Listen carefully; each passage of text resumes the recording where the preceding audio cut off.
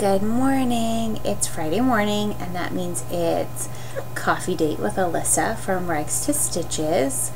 I am so sorry for not linking up for the past 10 weeks. I can't believe it's been 10 weeks since I linked up. But it's life, and life's been just a little crazy lately. The last 8 weeks have been absolutely crazy.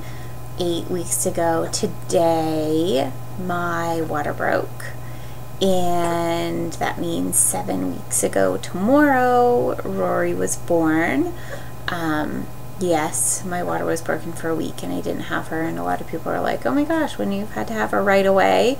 But they tried to keep her in as long as they possibly could, but unfortunately I ended up catching an infection, or that's what we are assuming happened with just all of the things that happened during the last 24 hours that she was inside. And yeah, so it seems weird that she's gonna be 7 weeks old on Saturday, almost Sunday. She was born at 3 minutes to midnight, so kind of late and almost Sunday, but we didn't quite make it. Yeah, so the last 7 weeks have been crazy. Kind of the last update that I left on her was that she had to have surgery, and then after I posted that, life got, well, it just got, it was crazy and huge blessing, but crazy. So the way that we had kind of left it was that she was going to have surgery, but it probably wouldn't be for a few days because the ORs were full and it wasn't emergent. And then some things kind of happened, nothing huge or big, but some things kind of happened that were concerning. So when we went in the next morning, the urologist comes in and he's like, well, you're having surgery at 3 o'clock today. And it's like, oh, okay. I thought I had a few days to prepare myself and get ready, you know, to see my little baby go into the OR, and now I have hours instead of days. And so that was just a crazy feeling, on top of the fact that Brian had to be back here to have some tests run that we had been waiting on for quite a while and didn't want to have to reschedule because it might have taken months. So needless to say, I was just feeling super unsettled that day, and then remembered that my godparents, who yesterday, well, Thursday, celebrated their 50th wedding anniversary, like, love them so much, they were going to actually be at the hospital that Rory was at, and they wanted to, you know, just see if we would have time to give them a hug before they had to go to their appointment. So yeah, it was a couple hours before Rory was going to go into surgery, and I was able to go down and get a hug from both of them, and honestly, they give the best hugs in the entire world. And yeah, I can't describe how amazing their hugs feel, because you just know that you're completely loved.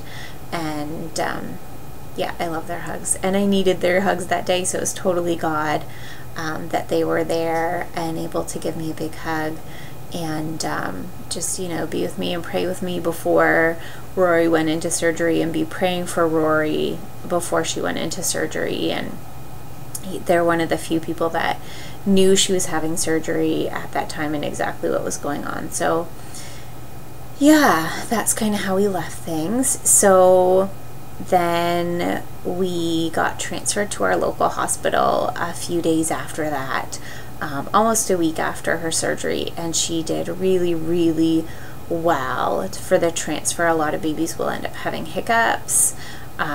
Sorry, not like actual hiccups, but they'll just have a little hiccup where they might, you know, they might have to go back on oxygen, or their feeds might not be doing as great and they might have to back off on how much they're eating all the time, or they might just, you know, be super sleepy or not themselves, just because it is such a big thing for them. If you think of the impact on their little tiny bodies. It's a big deal. So she just did really well with the transfer, and that meant that we were able to be home and sleep in our own beds and, you know, do our own things, go to our own grocery store, cook in our own kitchen, and it just felt amazing to be able to be home after goodness, almost 3 weeks of not even being close to home. So yeah, while we were away, we were able to stay at a Ronald McDonald House, and let me just tell you how amazing those places are. Not only is it like a little boutique hotel that you would anticipate, you know, spending $500 a night to stay at in Soho or Tribeca in New York, but it's just the feeling that you get there, and everyone's so welcoming, and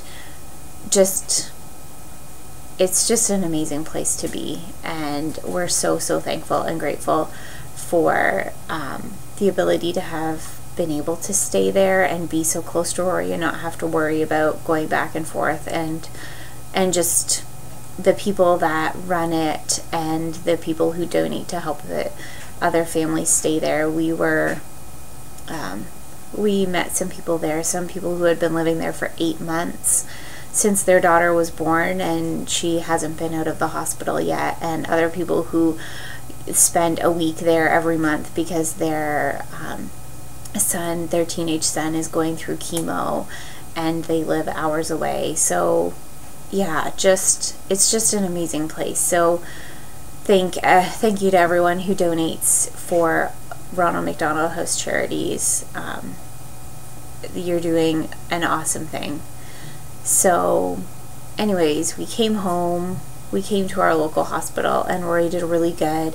Really, the only thing that was keeping her from coming home was the fact that she didn't have the energy to eat. And the qualification for her to come home was that she had to take all of her meals, like all of her feeds orally, for at least 24 hours before they would consider sending her home. So we had a couple, I don't want to say it was a big battle, but I definitely had some concerns with the hospital about breastfeeding and some of the nurses there, but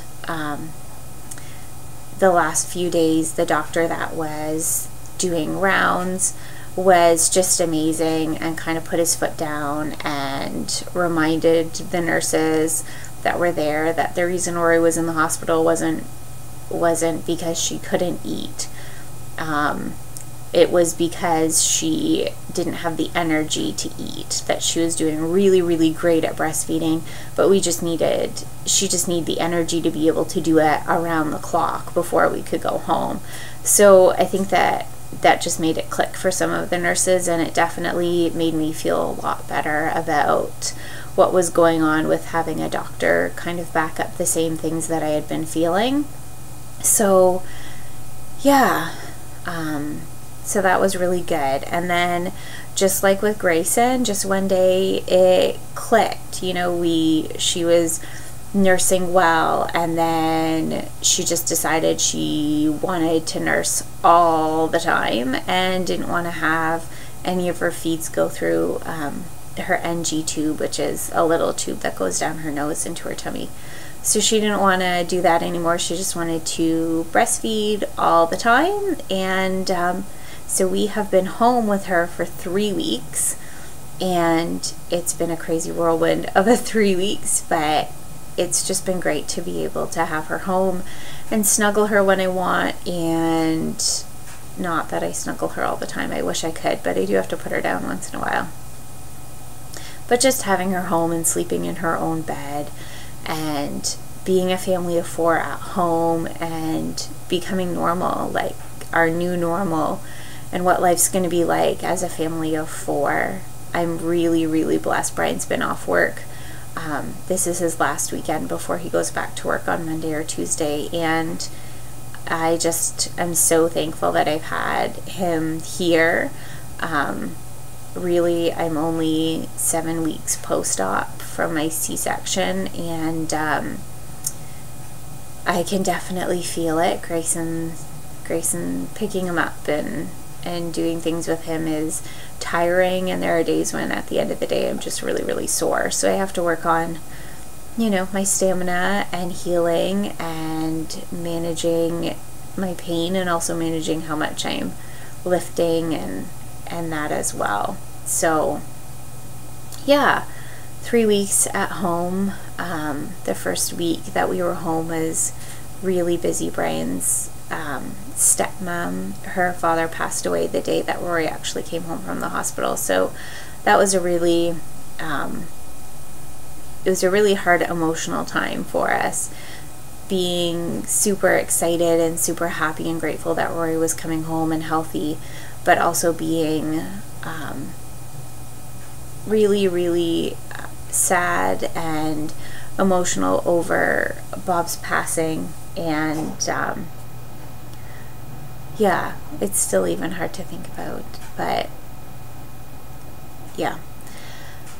So we've been getting used to life again. Well, getting used to life with 2 little ones. We're potty training Grayson right now, which is a test of patience and grace, and that is just life right now. I'm so excited to be back and be able to just catch up with you guys every week and have coffee dates with you guys and see what's going on in your lives. You guys bless me in so many different ways just by opening that door and letting me into your lives, and just knowing that some of the struggles I'm going through, other people are too, and just, you know, being a listening ear and telling us your story and letting us know that, you know, your life's not perfect the way that so many people seem to want to portray their lives as. Anyways, I'm sure that probably 90% of you clicked over here for one reason. Alyssa, I'm sure I know the reason that you clicked over. Well, first of all, I'd say hi, but I have a little person to introduce you to. This is little Miss Aurora Elizabeth. She will be 7 weeks old. Oh goodness, 7 weeks old tomorrow, and she's doing really, really, really well. And she's in her last preemie outfit that actually fits her, and then we're on to newborn clothes, hopefully. So we love you all. We're praying for you constantly, and we will see you all next week.